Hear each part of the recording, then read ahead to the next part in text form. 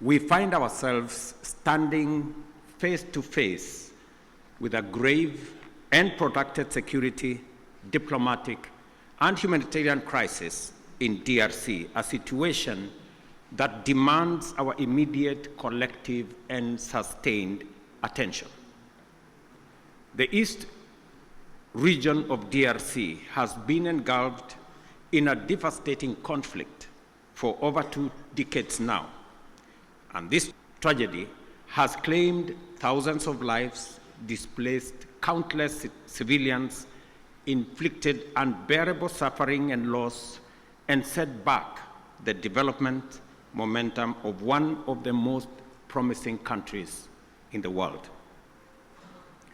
The recent escalation of hostilities in Goma and the surrounding areas is a stark reminder of the increasing fragility the situation presents, and that only collective action to facilitate a negotiated solution will offer relief.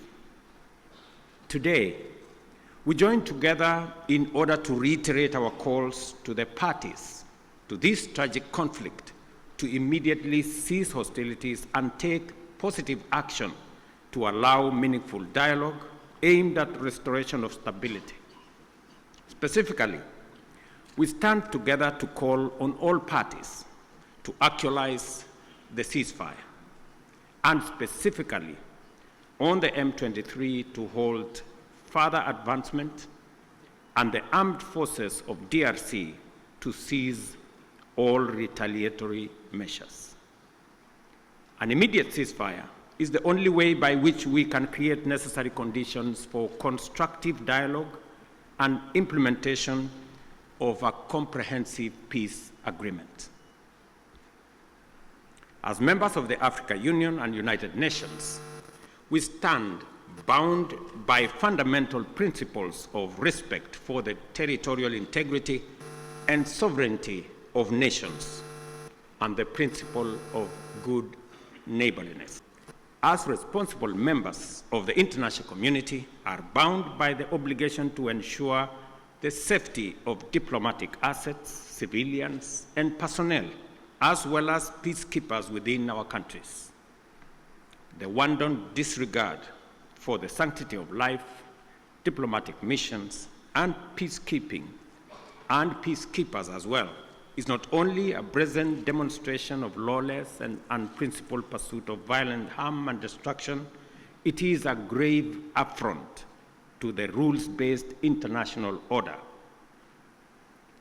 Excellencies, our presence here underscores our consensus that the time for action is now.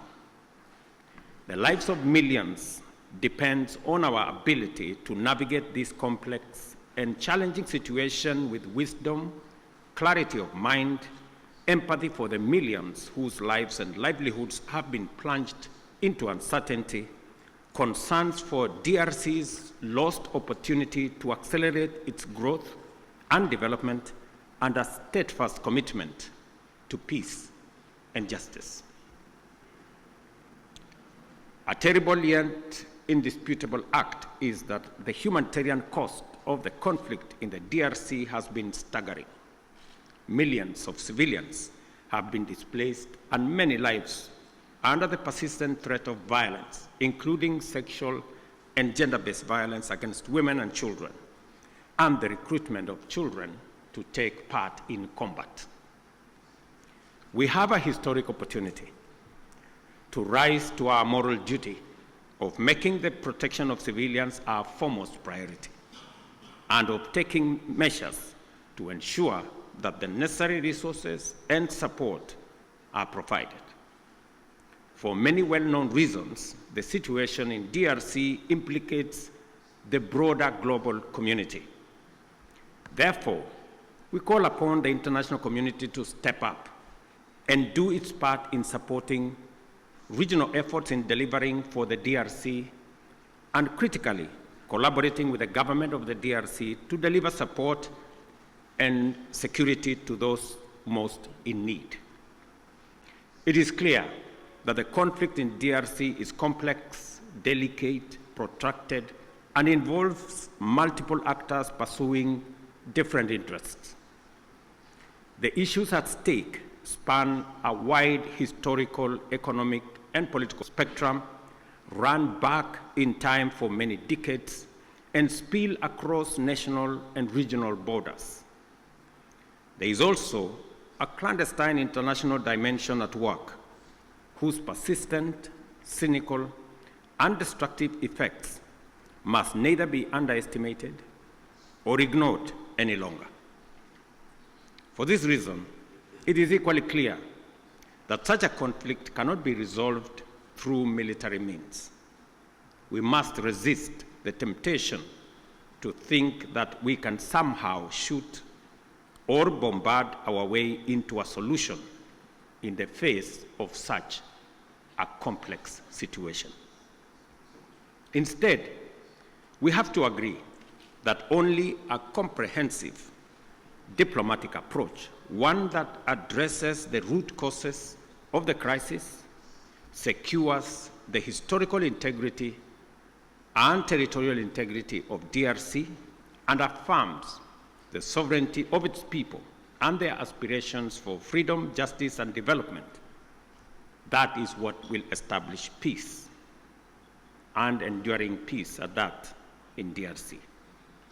Such an approach must also bring together multiple stakeholders, regional states, international bodies, political organizations, civil society groups, and the Congolese government itself to dialogue and collaborate in order to explore, develop, and implement a lasting solution. Excellencies, I am confident that you agree with me that dialogue is not a sign of weakness. It is a testament to our collective wisdom and strength, both as leaders and as communities. It shows our capacity to articulate issues patiently and clearly, listen to each other, consult comprehensively with a common goal in mind, and negotiate patiently until we reach a better outcome than the bitter results of bloodshed. It is in this spirit that we must encourage all parties to put aside their differences and mobilize for engagement in constructive dialogue aimed at achieving the sustainable solution of conflict by peacefully addressing all underlying issues. We have a singular opportunity to build on the gains and lessons of Rwanda and Nairobi peace processes. We have a historic opportunity as the broader neighborhood of the DRC to mobilize our collective will into a fused, single, and coherent initiative towards the resolution of this complex crisis. Such an approach will bring all our assets to bear and minimize the possibility of parallel initiatives that duplicate and undermine progress, including creating unnecessary competition as we strive for peace. My dear brothers and sisters, this calls for our unwavering political support. I therefore urge Your Excellencies at this extraordinary joint summit to deploy our best effort and muster our total commitment to facilitate a sustainable settlement that lays the foundation for a stable and prosperous Democratic Republic of Congo.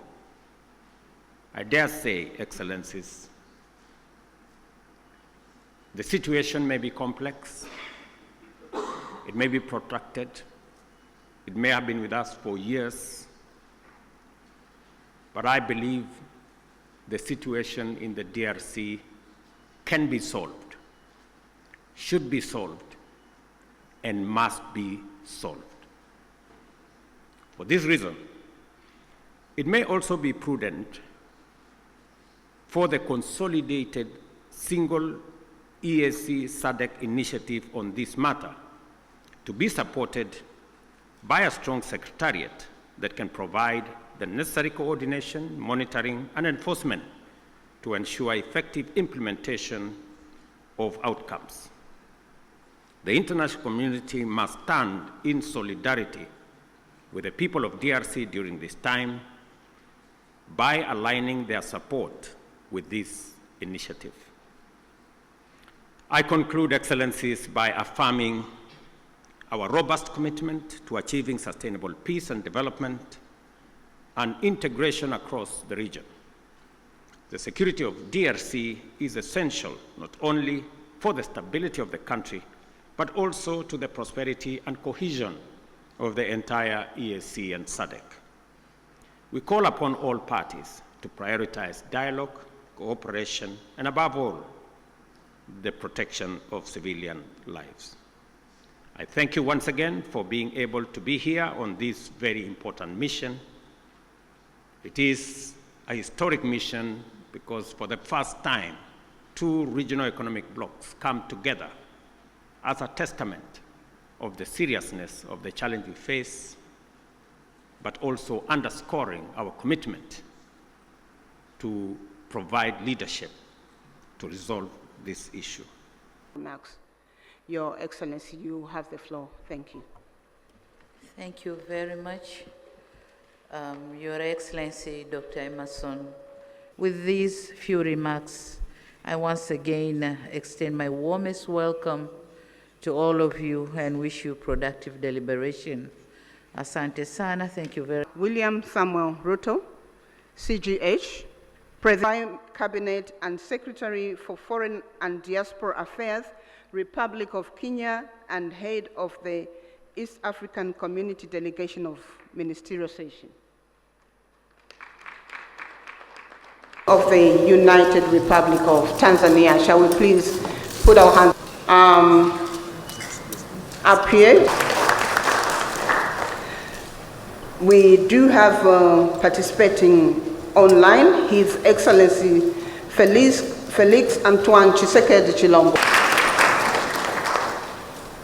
His Excellency Buta Museveni, President of the Republic of.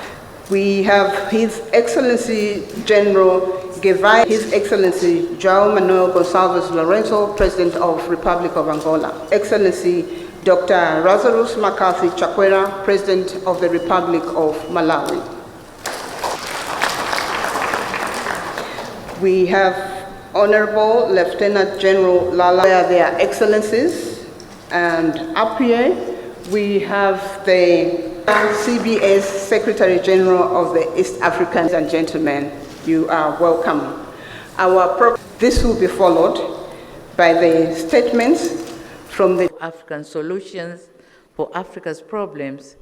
Our countries have a collective responsibility to ensure we urgently address the existing security challenges. His Excellency Mr. Haga, thank you.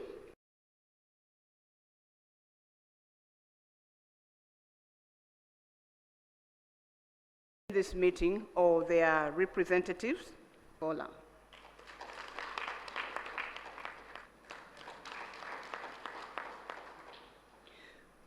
President of the Republic of Madagascar. Statement.